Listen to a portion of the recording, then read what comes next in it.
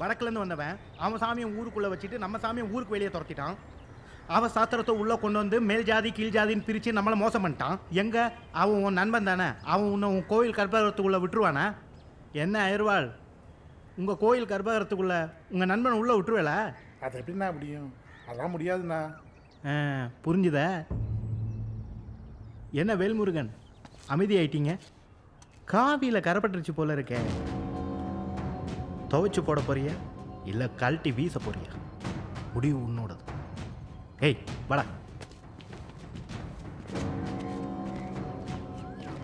சமுத்திரமணி தம்பி, சமுத்திரமணி கூப்பிட்றாருண்ணா. நீ மட்டும் எதையோ பேசிட்டு போயிட்டா அதுக்கு நாங்கள் சொல்கிற பதில கேட்காம போனா எப்படி தம்பி? அப்படியே கொஞ்சம் ரிவெல் ஸ்கேர் போட்டு வாக்கண்ணா வா.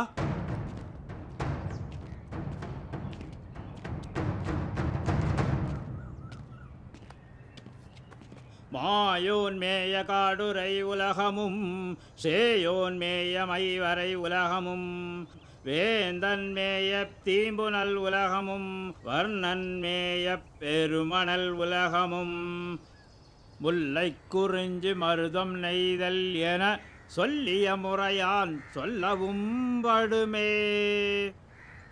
இது என்னன்னு தெரியுமா? தெரியாது. இமயவில் வாங்கிய ஈச்சடை அந்தணன் உமையமர்ந்துயர்மலை இருந்தனாக ஐயிருத்தலையின் அரக்கர் கோமான் தொடி பொலித்தட கையின் கீழ் புகுந்த மலை எடுக்கல் செல்லாது உழைப்பவன் போல்.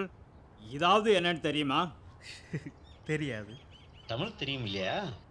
நான் ரெண்டாவதா பாடினது 8 தொகையில் வர கலித்தொகை செய்யுள். அது சங்க இலக்கியம்ப்பா. இதுக்கு என்ன அர்த்தம்னா, சிவபெருமானும் பார்வதியும் கைலாய மலையில் இருக்கும்போது ராவணன் கீழே இருந்து மலையை அசைச்சு பார்க்க பெரிய முயற்சி செய்தான். அதான் இதோட அர்த்தம். நான் முதல்ல ஒன்று சொன்னேனே, அது தமிழ் அகராதியிலேயே முதல்ல எழுதின நூல் தொல்காப்பியம். அதில் என்ன சொல்லியிருக்குன்னா, மாயோன் அதாவது பெருமாள், சேயோன்னா முருகன், வேந்தன்னா இந்திரன், அதோட வர்ணன் அவங்க எல்லாம் எந்தெந்த தமிழ் நிலங்களுக்கு கடவுள்னு தெளிவாக சொல்றாரு தொல்காப்பியர். இப்போ எனக்கு என்ன சந்தேகம்னா, பல 1000 வருஷத்துக்கு முன்னாடியே தமிழர்கள் இந்த சாமியை கும்பிட்டாங்கன்னா அது தமிழரோட கடவுளா இல்லையா? தலைமுறை தலைமுறையா ஊர் ஊரா முருகனுக்கும் சிவனுக்கும் பிள்ளையாருக்கும் பெருமாளுக்கும் அம்மனுக்கும் கோயில் கட்டி கும்பிடுறமே, அது உன் கண்ணுக்கு தெரியல?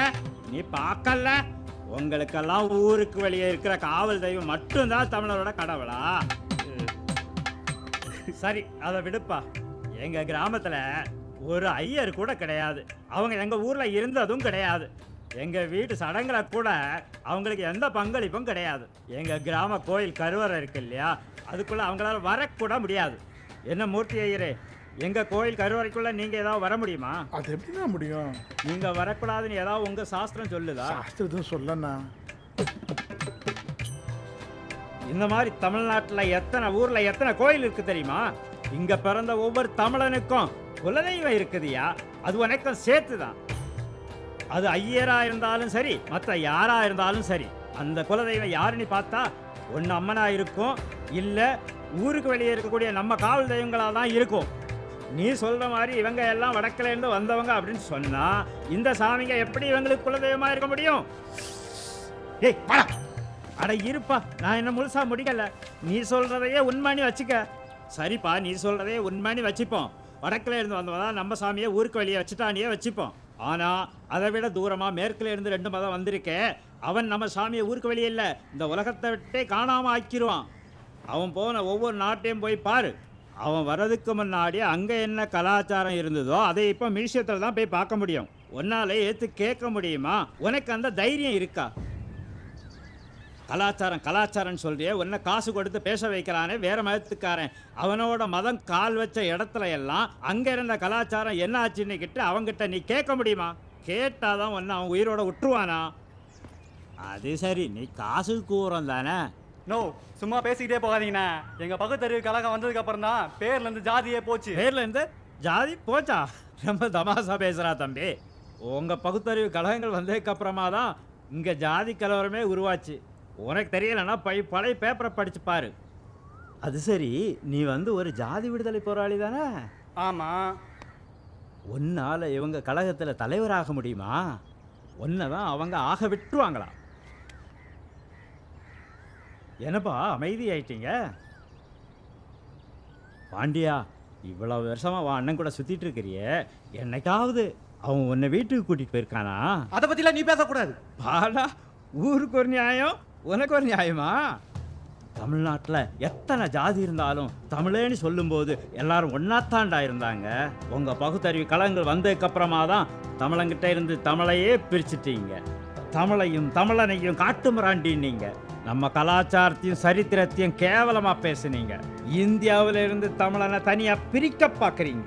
இப்போ வெளியே இருந்து வந்த மதங்களுக்கு மாமா வேலை பார்த்துட்டு இருக்கீங்க. இதெல்லாம் உங்களுக்கு ஒரு பழப்பாடா? அடைச்சி அண்ணா, நம்ம கழகத்துலேருந்து ஃபோன் வந்துட்டே இருக்குண்ணா.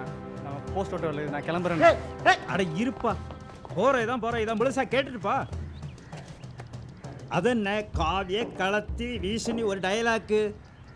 காவிய நான் ஏன்பா களத்தி வீசணும்? நம்ம முன்னோர்கள் தேவாரம் திருவாசகம் பாடி வளர்த்த தமிழை இன்னைக்கும் காப்பாத்துறதே நாங்கள் தானேப்பா. என்னைக்காவது நீ சொல்லு பார்ப்போம், கருப்பு சட்டக்காரன் ஒருத்தன் தமிழில் காவியம் படைச்சிருக்கான்னு. அது சரி, நீங்க எல்லாம் ஜிவி போப்புக்கும் கார்டுவெல்லுக்கும் பிறந்த வெட்டி பசங்க தானே. இதை கேட்கறதுக்கு நீ யாருன்னு தானே கேட்குறா?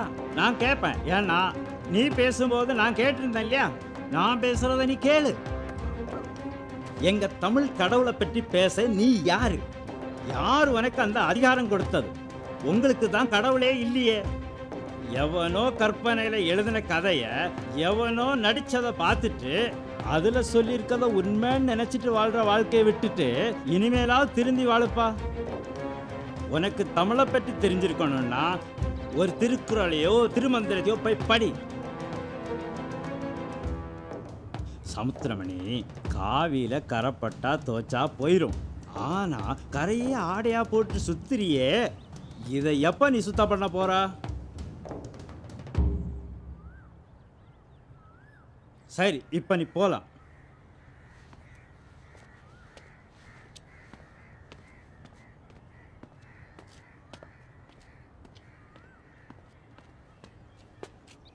தம்பி, நாங்க அமைதியா இருக்கிறது எங்களுடைய பலவீனம் இல்லை, அது உங்க அதிர்ஷ்டம். அதை துரதிர்ஷ்டமா மாத்தாம பார்த்துக்கிறது உங்களோட பொறுப்பு.